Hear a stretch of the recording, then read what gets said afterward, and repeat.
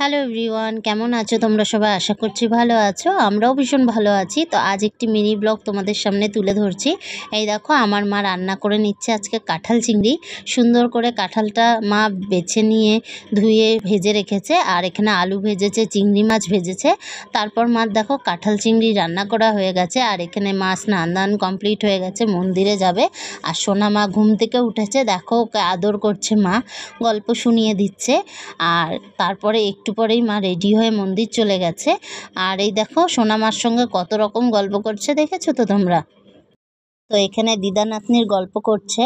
আর আমার মা কিন্তু সোনা মাকে ভীষণ আদর করে। দেখো সোনা মা কিন্তু আমার মাকে মা বলে ডাকে, দিদুন বলে না, মা বলে। তো ভীষণ আদর হচ্ছে ওদের দুজনের মধ্যে। আর এখানে দেখো মা রেডি হয়ে মন্দির চলে গেল, আর আমি বিছানাগুলো গুছিয়ে নিয়েছি। তোমাদের দাদাভাইও কিছু হেল্প করেছিল আমাকে। আর এই যে দেখো সব টেডির সঙ্গে আমার ছোট্ট টেডি বসে আছে। ওকে ফ্রেশ করিয়ে দিয়েছি, ব্রাশ করিয়ে দিয়েছি, এখন ওকে খাইয়ে দেবো। আর এখানে ও রেস্ট করছিল। দেখো আজকে ওর ডান্স ক্লাসও ছিল, তো সেখানেই যাব। আর এখানে তোমাদের দাদাভাই ডিউটি যাবে, তো ওর ড্রেস রেডি করা ছিল। এই দেখো ঠাকুরকে আমি পুজো দিয়ে নিয়েছি সমস্ত কাজকর্ম সেরে।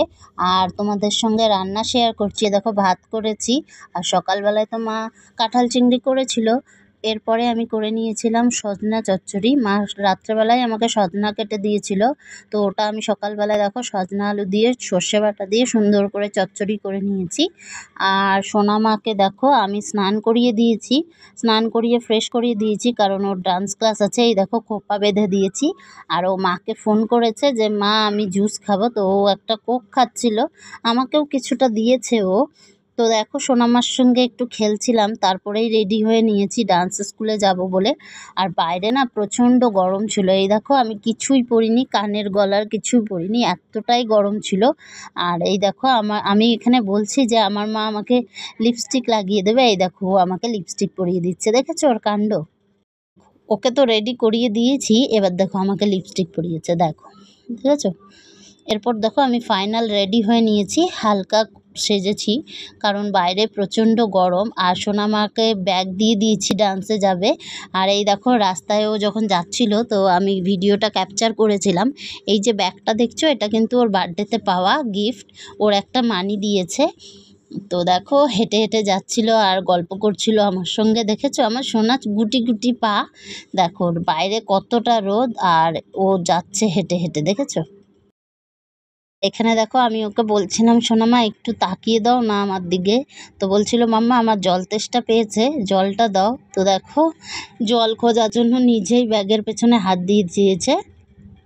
তো দেখো এখন তো চলে যাবো ডান্স স্কুলে, ততক্ষণে মা চলে এসছে। আর আমি একবারই সোনামাকে নিয়েই বাড়িতে ফিরেছি, কারণ বাড়িতে ফিরে আবার খাওয়া দাওয়া করতে হবে। এই দেখো সোনামাকে আমি এখন দিয়ে তো চলে এলাম, ওকে নিয়েও এসছি। এরপর দেখো খাওয়া দাওয়া করে আমরা সবাই ঘুমিয়েছিলাম, মা আমি মেয়ে।